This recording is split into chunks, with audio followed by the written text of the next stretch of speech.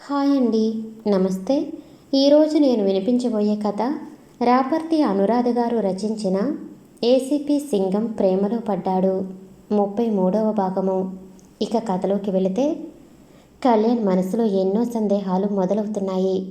రఘురామయ్య గారు ఏం చెప్పాలి అనుకుంటున్నారు అని ఆలోచిస్తూ వెళ్ళి ఆయన ముందు కూర్చున్నాడు. ముందుగా ఆయన అడిగారు, మా జ్యోతి ఎలా ఉంది బాబు? సంతోషంగా ఉందా? దానికి ఎలాంటి దిగులు లేదుగా. మిమ్మల్ని పెళ్లి చేసుకుంది, ఇంకా దిగులేముంటుందిలేండి అని అతడే సమాధానం ఇచ్చుకుంటూ ఉంటే కళ్యాణ్ మొబైల్ ఫోన్ ఆయన ముందు ఉంచి ఇంత సంతోషంగా ఉంది అండి అంటూ చూపిస్తున్నాడు. అందులో గత 2 రోజుల క్రితం ఆమెకు జరిగిన వేడుకలు అన్నీ ఉన్నాయి. వాటిని చూస్తూ రఘురామయ్య చాలా ఎమోషన్ అవుతూ కళ్యాణ్ చేతిలో మొబైల్ తీసుకుంటూ మురిసిపోతూ ఉన్నారు. కంటతడి చేసుకుంటూ, అరే పిచ్చి పిల్ల చెవులు కుట్టించుకుంది. హై, అన్నప్రసన్నం చేశారు. మా జ్యోతి భలే అక్షరాలు దిద్దుతుంది. మీరు ఓణి ఇస్తున్నారు. ఆహా, నా చేతుల మీదుగా చేయాల్సిన వేడుకలు అన్నీ, దాని జీవితంలో అన్నీ మీరే అయి చేశారు బాబు. చాలా సంతోషంగా ఉంది అని చేతులు జోడించి కృతజ్ఞతలు చెప్పుకున్నారు. కళ్యాణ్ నవ్వుతూ అంటున్నాడు, ఇవే కాదు, ఆమె జీవితంలో ప్రతిరోజు వేడుకగా ఉంటుంది. నేను ఆమెకు అన్నీ అవుతాను, మీరు దిగులు పడకండి అని చెప్పి ఆయన చేతిలో మొబైల్ తీసుకుంటూ ఉన్నాడు. ఆయన సడన్గా ఒక మాట అన్నారు, అవును మీరే చేయాలి, ఎందుకంటే అది మీకోసం పుట్టింది. ఒక మేనమామగా ఆ హక్కు బాధ్యత మీకే ఉంది అని ఊహించని షాక్ ఇచ్చారు. కళ్యాణ్ అర్థం కానట్టు చూస్తున్నాడు. రఘురామయ్య నిట్టూరుస్తూ, అవును బాబు, రక్త సంబంధం లేని మేనమామ నువ్వు. నీ తండ్రి మృణాలినికి తండ్రి కాని తండ్రి. నీకు చాలా విషయాలు చెప్పాలి బాబు. నేను ఇప్పుడు చెప్పేది నువ్వు వినాలి. గతం తెలుసుకుని వర్తమానంలో నేరగాళ్ళ ఆట కట్టించి భవిష్యత్తులో ఎలాంటి ప్రమాదం రాకుండా చూడాలి. అందుకే ఆ దేవుడు నిన్ను జ్యోతిని ఒకటి చేశాడు అని కళ్యాణ్ వైపు సూటిగా చూశాడు. కళ్యాణ్ నోటమాట రానట్టు చూస్తున్నాడు. విజయ్ మధు చేయి పట్టుకుని అతడి గుండెకు హత్తుకుంటూ జరిగింది చెబుతున్నాడు. మధు, గతంలో నీ బ్యాగ్ తీసుకురమ్మని నీ చెల్లెలు జ్యోతిని బయటకు పంపించావు, గుర్తు ఉందా? ఆ రోజు ఆమెను సేవ్ చేసింది ఎవరో కాదు, మన కళ్యాణ్ అంటూ మొదలుపెట్టి జరిగింది అంతా చెప్పాడు. కళ్యాణ్ జ్యోతిని మిన్నీగా పిలుచుకోవటం, ఆమె కోసం అర్ధరాత్రిళ్ళు గోడ దూకి రావటం, మీ అమ్మగారి రాక్షసత్వాన్ని తట్టుకోలేకపోవటం అన్నీ చెప్పాడు. విజయ్కి వాళ్ళ ప్రేమ విషయం మొన్నటి వరకు తెలియదు అని తెలిసాక మీ అమ్మగారి నుంచి ఆమెను కాపాడాలి అని ఆలోచించాను. కానీ నీకు అసలు విషయం చెప్పాలి అనుకోలేదు. నీకు చెప్తే భయపడి టెన్షన్ పెట్టుకుంటావు, మీ అమ్మ ముందు దొరికిపోతావు, లేనిపోని ప్రాబ్లం తెచ్చుకుంటావు అని కళ్యాణ్ వద్దు అన్నాడు. పెళ్ళి సజావుగా జరిగిపోయి మిన్నీ ఈ నరకం నుంచి బయటపడిపోతే అప్పుడు మధుకి అన్ని విషయాలు చెబుదాం అనుకున్నాం. అంతేకాని నిన్ను మోసం చేయలేదురా, నన్ను నమ్ము అంటూ ఉంటే మధు గట్టిగా ఏడుస్తూ, విజ్జు నీకు అర్థం కావటం లేదా? ఇంత జరిగింది, ఇంకా మా అమ్మ మన పెళ్ళికి చస్తే ఒప్పుకోదు, నిన్ను కలవనివ్వదు అని తను దేనికోసం మలిగిందో వదిలేసి మన పెళ్ళి ఎలా జరుగుతుంది అని ఏడవటం మొదలుపెట్టింది. అంతే, విజయ్ ఆమెను గట్టిగా చుట్టుకుని, అంటే నా మీద కోపం లేదు అంతేనా అని నవ్వాడు. ఆమె అతన్ని హగ్ చేసుకుని, ఏం లేదులే, జ్యోతి లైఫ్ సెటిల్ అయిందిగా, కళ్యాణ్ సార్ మంచివారు, నా చెల్లిని బాగా చూసుకుంటారు, ఇంకే దిగులు లేదు, కానీ మన పెళ్ళి అని డౌట్గా చూస్తూ ఉంటే విజయ్ కన్ను కొడుతూ, ఏముంది, నిన్ను లేపుకుపోతాను, ఆలోగా మన ఏసీపీ ఏదో ప్లాన్ వేసి మీ అమ్మ ఆట కట్టిస్తాడుగా అంటూ ఉంటే మధు కళ్ళు తుడుచుకుంటూ, మమ్మీ తప్పులు చేసిందని నేను చెడ్డదాన్ని అనుకోవటం లేదుగా అని కంగారు పడుతూ ఉంటే విజయ్ నవ్వుతూ, పిచ్చి పిల్ల, మేము నేరస్తులను చట్టానికి పట్టిస్తాము, వాళ్ళ పిల్లలని ఫ్యామిలీని తప్పుపట్టి అరెస్ట్ చేయము, అలాగే తప్పు చేస్తున్న మీ అమ్మకి గుణపాఠం చెబుతాం, నా మనసు గెలుచుకున్న నీకు ప్రేమ పాఠాలు చెబుతా అంటూ నవ్వాడు. ఆమె హమ్మయ్య అనుకుంది. ఇద్దరూ కాసేపు ప్రపంచాన్ని మరిచిపోయి గడిపారు. విజయ్ ఆమెకు విషయం చెప్పాడు. నువ్వు నాతో కాంటాక్ట్లో ఉన్నట్టు మీ అమ్మకి తెలియకూడదు, నువ్వు నా మీద నా తమ్ముడు కళ్యాణ్ మీద కోపంగా ఉన్నావు అనుకోవాలి, అప్పుడు ఆమె నీపై సందేహపడదు, సమయం వచ్చినప్పుడు మన ప్రేమ విషయం బయట పెడదాం, సరేనా అంటూ పూర్తిగా కంట్రోల్ చేశాడు. ప్రస్తుతం మధు కోపం పూర్తిగా తగ్గిపోయింది. అలాగే విజయ్ తనని మోసం చేయలేదు అని సంతోషంగా ఉంది. కొంత సమయం గడిచింది. విజయ్ ఆమెకు జాగ్రత్తలు చెప్పి కొద్ది రోజులు ఎలాంటి మీటింగ్స్ వద్దు అని చెప్పి అక్కడి నుండి వెళ్ళిపోయాడు. మధు హ్యాపీగా క్లాస్ రూమ్కి వెళ్ళిపోయింది. అఖిలాండేశ్వరి సుగుణి గారి వైపు కోపంగా చూస్తూ, రామ్మ వియ్యపురాలా, రా వచ్చి కూర్చో, నీ రాక కోసం నేను ఎంతో ఆసక్తిగా ఎదురు చూస్తున్నా అంటూ డైలాగ్ వేసింది. సుగుణ ఆవిడ ముందు కూర్చోలేదు. కాస్త భయం చూపుతూ, మీ ముందు నేను కూర్చోవాలి అనుకోను అండి, మీతో మాట్లాడాలి అని వచ్చాను, నాకు కాస్త సమయం ఇస్తే మాట్లాడి వెళ్ళిపోతాను అంటూ రిక్వెస్ట్ చేసింది. సోఫాలో కాలు మీద కాలు వేసుకుని స్టైల్గా కూర్చున్న అఖిల సీరియస్ అవుతూ, ఇంకా ఏం మాట్లాడతావు, చేయాలి అనుకున్నది అంతా చేశావుగా, నీ పథకం నెరవేరిందిగా, అయినా నీకెంత ధైర్యం, నేరుగా నా ఇంట్లో అడుగుపెట్టి నాతో మాట్లాడే ధైర్యం చేస్తున్నావు, చాలా బాగుంది, నీ భర్త కల నువ్వు నెరవేర్చావు, నీ కొడుకు ఏసీపీగా కాకుండా యాక్టర్గా బాగా రాణిస్తాడు, నా ముందు ఎంత నటించాడు, ఆహా మామూలు నటన కాదు, ఆస్కార్ ఇవ్వాల్సిందే అంటూ హేళనగా మాట్లాడింది. సోను గారు ఆవిడ ఎన్ని మాటలు అంటున్నా ఓర్పుగా నిలుచుని, అలా మాట్లాడకండి, నాకు ఇదంతా తెలియదు, తెలిస్తే వాడిని జ్యోతిని కలిసే ప్రయత్నం చేయనిచ్చేదాన్ని కాదు, చివరి నిమిషం వరకు ఆ అమ్మాయి పేరు మిన్ని అంటూ చెప్పుకువచ్చాడు, నాకు ఆమెను చూపించలేదు, పెళ్లిపీటల మీద ఆమెను చూసి నేను భయపడ్డాను, శిలాప్రతిమలా ఉండిపోయాను, ఎందుకో మీకు తెలుసు, ఆమె ఎవరో ఎవరిలా ఉందో చూడగానే తెలుస్తుంది, అందుకే ఒకరోజు గుడిలో ఆమెను చూసి కళ్ళు తిరిగి పడిపోయాను అంటూ విషయం చెప్పింది. ఆమె మాట విన్న అఖిల ఆశ్చర్యంగా, జ్యోతి గుడికి వచ్చిందా, ఎప్పుడు, ఎలా, ఎవరితో వచ్చింది అని అడిగింది. సుగుణ గారు నోరు జారాను అనుకుని, ఏమో తెలియదు, గుడిలో కనిపించింది, అంతే, నేను పడిపోయాను అంటూ అబద్ధం చెబుతుంటే అఖిలాండేశ్వరి అనుమానంగా చూస్తూ ఉంది. సుగుణ్ గారి విషయం ఇది అని చెప్పి, జరిగిన పెళ్లి తనకు తెలిసి జరిగింది కాదు అని, భర్తను పోగొట్టుకున్న నేను బిడ్డను పోగొట్టుకునే సాహసం చేయలేను అని తనని నమ్మమని వేడుకుంది. అఖిలాండేశ్వరి ఆలోచనలో పడింది.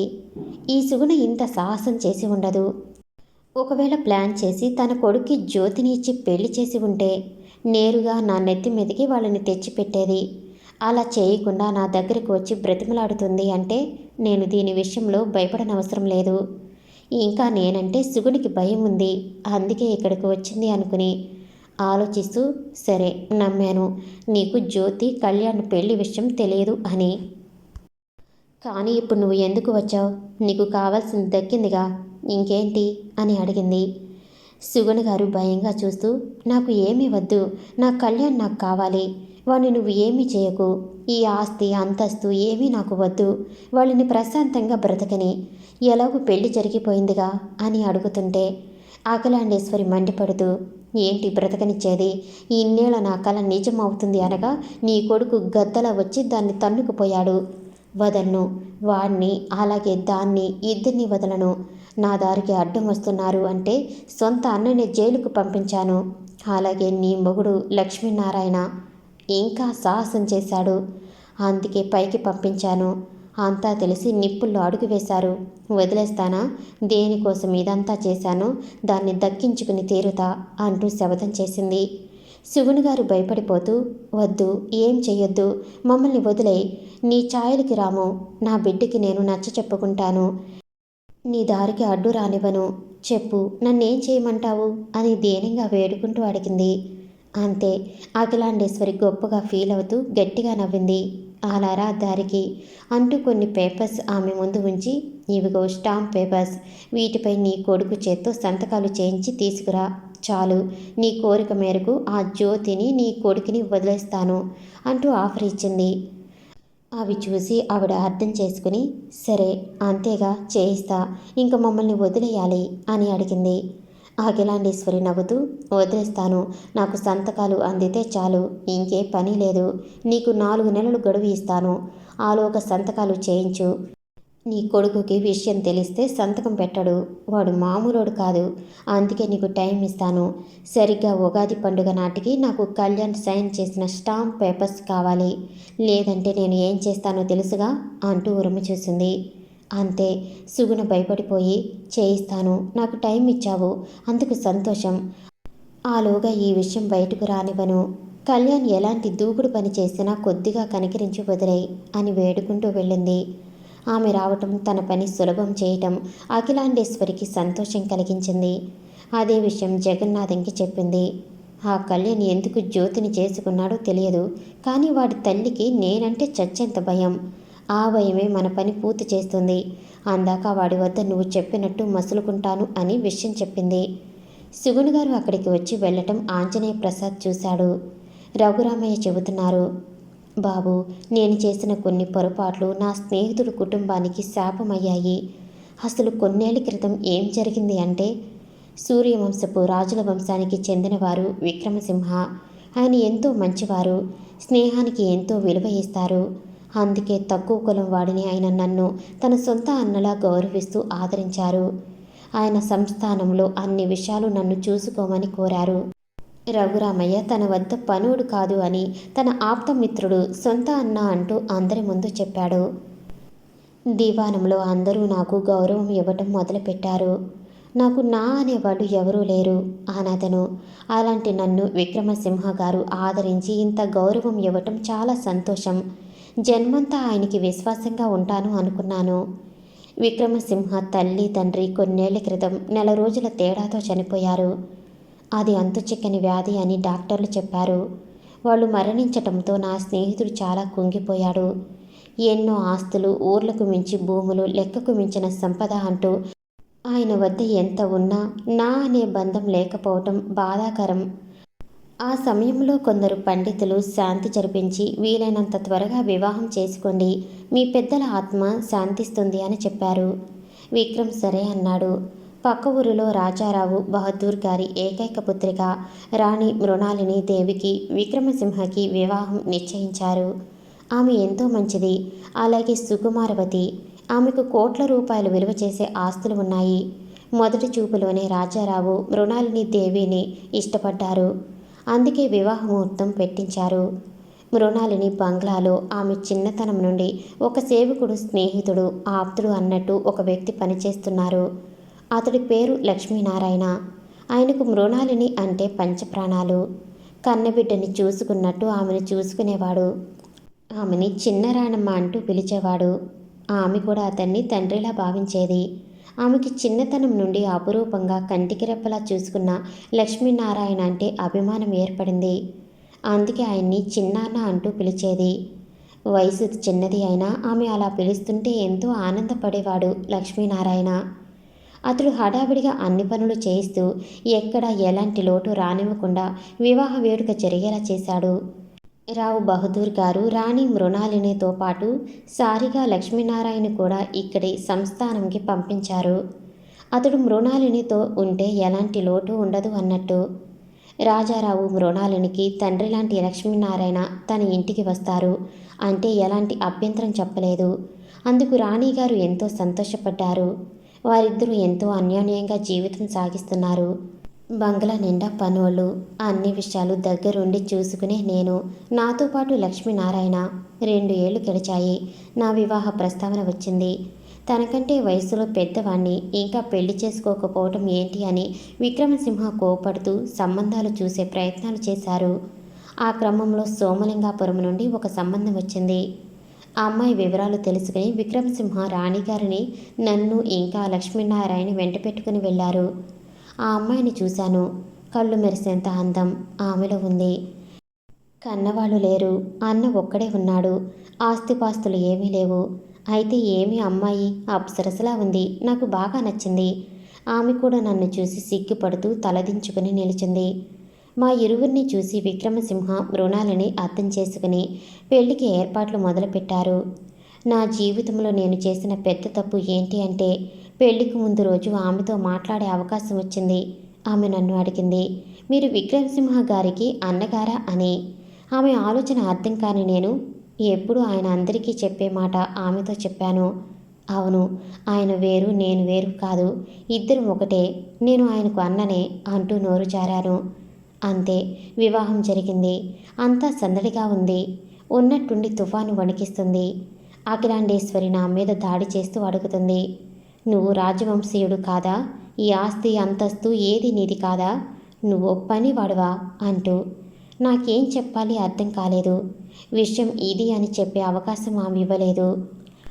ఆమె అన్న కోపంగా, పైసాకి గతి లేని నీకు భారీగా నా చెల్లెలు ఉండదు అంటూ తనతో ఊరికి తీసుకుపోయాడు. నేను ఎంత వేడుకున్నా ఎన్ని విధాలుగా నచ్చ చెప్పినా వాళ్ళు వినలేదు.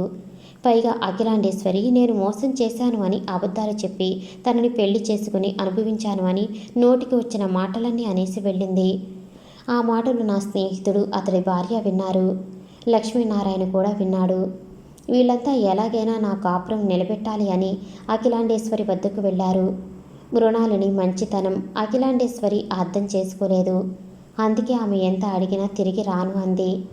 విక్రమసింహ ఆమెను కన్విన్స్ చేయాలి అని వేరే దారి లేక ఒక మాట అన్నారు. చూడమ్మా, రఘురామయ్య నాకు అన్నలాంటివాడు. మాకు పెళ్ళి అయ్యి 2 ఏళ్లు దాటింది. ఇంతవరకు పిల్లలు లేరు. నువ్వైనా తల్లివయ్యి నా సంస్థానంలో వారసుడు పుట్టాడు అని చెప్పుకునే అదృష్టం ఇవ్వు అంటూ తనకి పిల్లలు పుట్టే అవకాశం లేదు అంటూ నీ పిల్లలే మా ఆస్తులకు హక్కుదారులు అవుతారు అంటూ చెప్పారు. అంతే. ఆ మాట విన్న అఖిలాండేశ్వరి ఆమె అన్న వెంకటరత్నం సంతోషపడ్డారు. ఆమె తమతో తిరిగి వస్తాను అని కాకుండా తనతో పాటు తన అన్న కూడా ఉండాలి అని మాట తీసుకుని తిరిగి బంగ్లాకు చేరుకుంది. కానీ జనం నేరస్తుడు మోసగాడుగానే చూసింది. పిల్లలు కలగాలి, వారసత్వం పొందాలి అని నాకు దగ్గరయ్యింది. మాకు తొలి సంతానం కలిగింది. అప్పటికి రాజావారికి పిల్లలు కలగలేదు. ఆ దిగులు ఆ దంపతులకు లేకుండా లేదు. కానీ మా ముందు బయటపడకుండా మాకు పుట్టిన వాడిని శివప్రసాద్ అంటూ నామకరణము చేశారు. ఆ రోజు అఖిలాండేశ్వరి ఆనందంకి అవధులు లేవు. కానీ మృణాలినికి సంతానం లేదు అని బాధ ఎక్కువ అయ్యింది. ఆమె బాధ గుర్తించిన లక్ష్మీనారాయణ బాధపడుతూ, చిన్నరానమ్మ, మీరు బాధపడకండి. మీరు తల్లి అవుతారు. నేను నారాయణ మాల వేసుకుని 1001 రోజులు నారాయణ మంత్రం జపిస్తాను. ఎవరిని పిలిచినా నారాయణ అని పిలుస్తాను. ఆ నారాయణ స్మరణే మా చిన్నరానమ్మని తల్లిని చేస్తుంది అంటూ నమ్మకంగా చెప్పాడు. మృణాలిని సంతోషంగా, చిన్నన్న, నాకు సంతానం కలిగితే ఆ బిడ్డే కలుగుతుంది. నాకు నమ్మకం ఉంది. ఆలోగా మా చిన్నాన్న పెళ్లి చేసుకోవాలి. కొడుకుని కని ఉండాలి. వాడు నాకు పుట్టబోయే బిడ్డకి మేనమామ కావాలి. దాన్ని పెళ్ళాడి నన్ను మీరు కాపాడుకుంటూ వచ్చినట్టే వాడు నా బిడ్డని కాపాడుకుంటూ ఈ సంస్థని సక్రమంగా నడిపించాలి. ఇది నా కోరిక. ముందైతే మీరు పెళ్లి చేసుకోవాలి, కొడుకుని కనాలి, ఆ తర్వాత దీక్ష అంటూ కోరింది. ఆమె కోరిక విన్న లక్ష్మీనారాయణ ఆనందం అంతా ఇంతా కాదు. ఏంటమ్మా, ఈ బంటు కొడుకు మృణాలిని బిడ్డకు భర్త అవుతాడా? ఈ రాజవంశీయులకి అల్లుడు అవుతాడా? అది మీ కోరిక అని ఆశ్చర్యంగా చూస్తూ కన్నీళ్లు పెట్టుకుంటూ ఉంటే ఆవిడ అడిగింది. ఏ, నాకు కూతురు పుట్టదు అనుకుంటున్నావా? పుడుతుంది. నీ ఇంటికి కోడలు అవుతుంది. ఇది నా కోరిక అంటూనే అక్కడికి వచ్చిన రాజావారికి విషయం చెప్పింది. ఆయన సంతోషంగా ఒప్పుకున్నారు. నా భార్యని చిన్నతనం నుండి కంటికి రెప్పలా కాపాడుకుంటూ కన్నవాళ్ళని సైతం మరిపించిన మీకు ఏమర్చి రుణం తీసుకోగలను? నాకు ఆడబిడ్డ పుట్టి నీకు మగబిడ్డ పుట్టినట్టు అయితే వారి వివాహం పుట్టకముందే నేను నిర్ణయిస్తున్నా అంటూ మాట ఇచ్చారు. ఆ క్షణం లక్ష్మీనారాయణ ఎంత సంతోషపడ్డాడో చెప్పలేను. వాళ్ళ కోరిక మేరకు వివాహం చేసుకున్నాడు. కానీ వాళ్ళ కోరిక నెరవేరలేదు. ఏళ్ళు గడుస్తున్నాయి. నాకు ఒక ఆడబిడ్డ, ఇంకో మగబిడ్డ పుట్టారు. ఆ తర్వాత లక్ష్మీనారాయణ ఆయన భార్య సుగుణ మగబిడ్డను కన్నారు. ఆ రోజు విక్రమసింహ మృణాలిని సంతోషం అంతా ఇంతా కాదు. వాళ్ళ కోరిక నెరవేరుతుంది అనే నమ్మకం ఏర్పడింది. మా కులదైవం సన్నిధిలో కళ్యాణం కోసం పుట్టిన బిడ్డకి నారాయణ కళ్యాణ్ అనే పేరు పెట్టారు. అదే రోజు మృణాలిని గర్భవతి కావాలి అని ముందు అన్నట్టు లక్ష్మీనారాయణ నారాయణ దీక్ష తీసుకున్నారు.